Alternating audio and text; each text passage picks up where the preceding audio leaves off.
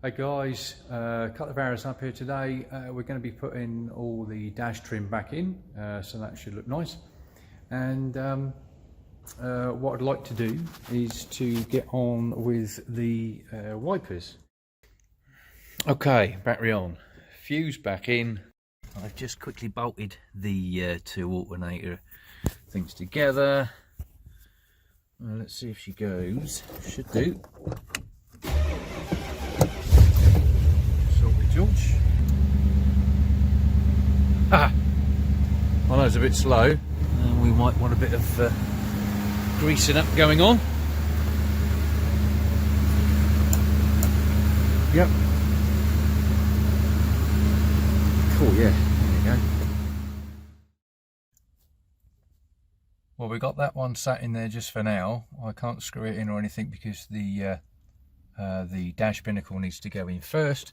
But I managed to get this side in, that's all in proper, so that's good.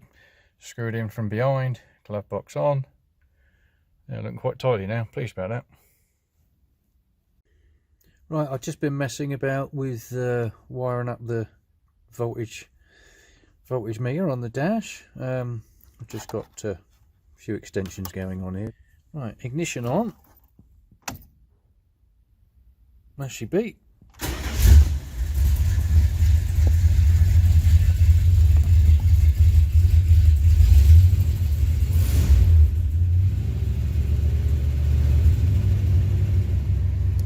There you go, it's ticking over lovely. Nice solid 14.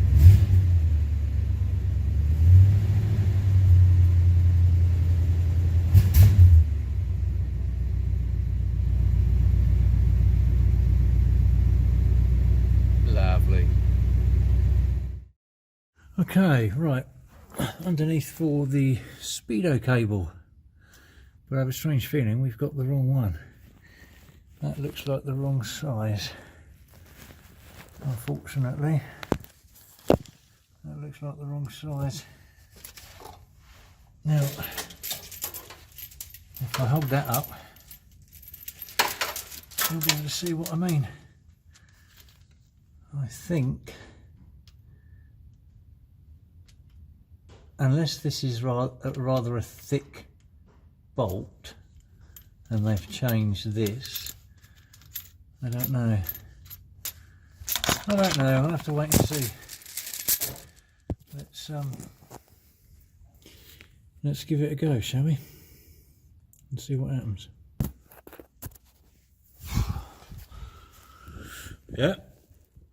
Yeah, that's definitely the wrong size. So much so, I can't even get any thread on it at all. Look. No way. Well, so much for this being the correct one for a 1968 Polara. There ain't no way that's the right size. Ah, great. Now we're back to the drawing board. Not to worry. Right, we got them both out, and obviously side by side. The new one is 80 inches long, and you can see where the other one stops. That's 61 inches long, and this is what I'm on about as regards the two ends. Now that we can see it better out in the daylight. So my fault, I've ordered the wrong one. Never mind, you live and learn. But the dear old RA website said, yeah, that's the one, it will fit. Well, learn from my mistake. Take it out and measure it, and then you know you ain't spending out twice then, are you? Right, sorry George. And I've just been sorting out the reverse lights. They work, that's good. The bulb holders were rusted solid, and the bulbs had rusted inside, and it was a nightmare trying to get them out. I've just had to let them soak for about 2 weeks, but yeah, that's that done. Brilliant, lovely.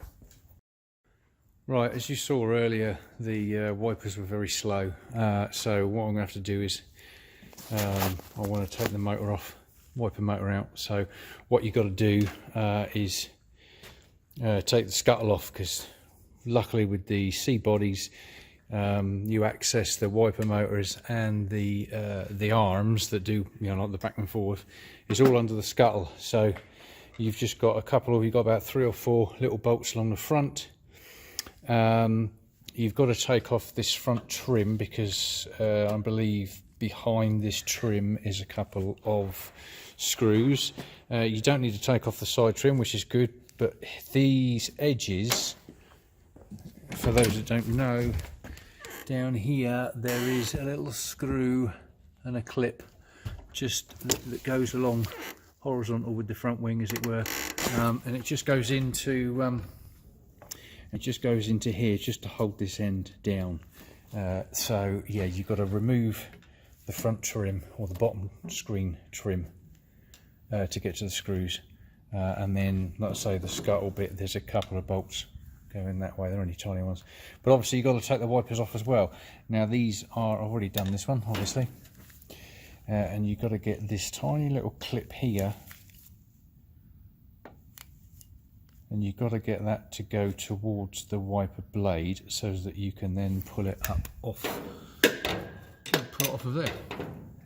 And they can be a bit of a pain in the derriere, but once you get them loose, you've got to go careful of your paintwork and everything else. So I just tend to put a screwdriver that's like rubber like that, and then just try and twist these off. So here she comes, just like that.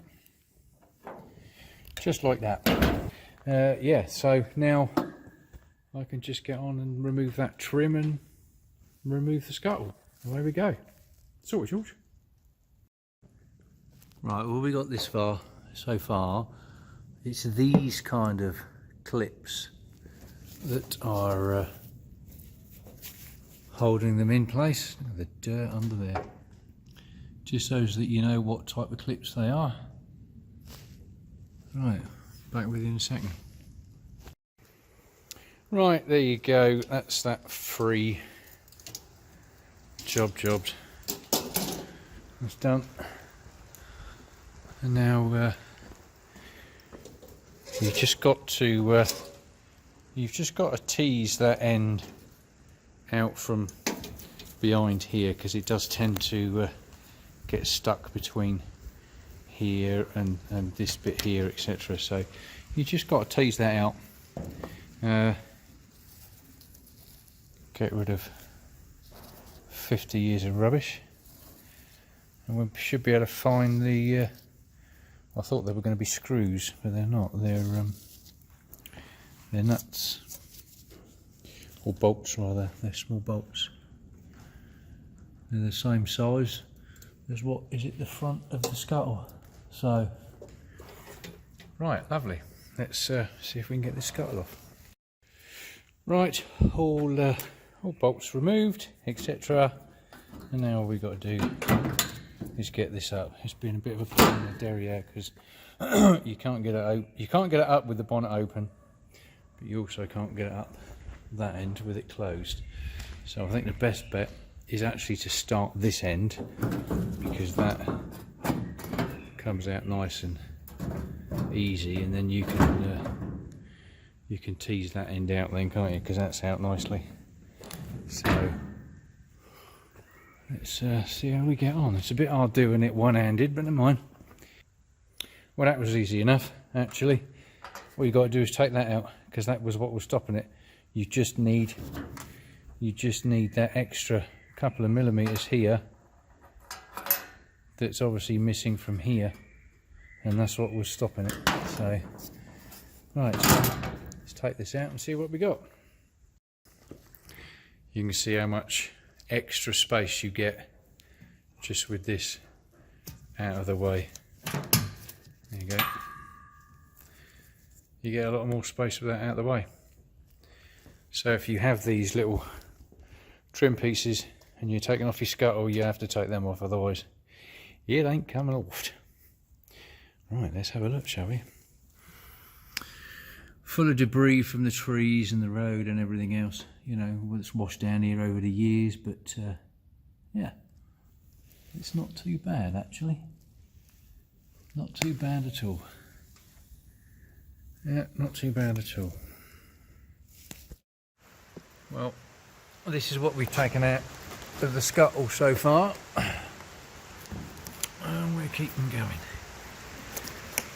Just loads of it. Look at it. Wow. And you imagine driving out in that weather. That's just going to get soaking wet and hold the moisture, and that's when your rust starts. So I need to get as much of this out as possible. Look at it. Jesus. Wow. Unreal. Right, let's crack on. Right, I've just disconnected the wiper linkage and tested the motor just to see which one it is that is struggling. So if I switch on the wiper motor now, there you go, you can see it going round, round, round. That's lovely. Oh, I see, the top one is 2, next one down is 3, then the next one down is 1, how about that?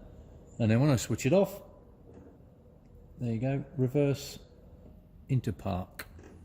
So there's nothing wrong with the wiper motor, it's the wiper linkage that's pretty seized and needs lubricating. So, problem sussed. Right, that's that unbolted. And let's see what happens about trying to getting this out, shall we?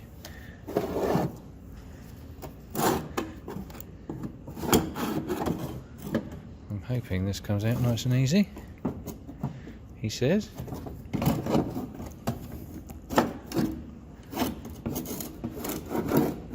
Bit of a twist and turn going on, but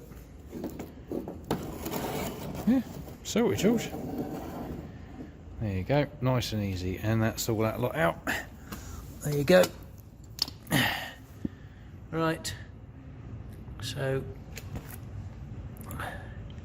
speaking to a good friend of mine, I think the problem lies in these here, because they're a bit of a pain in the derriere, so we'll see,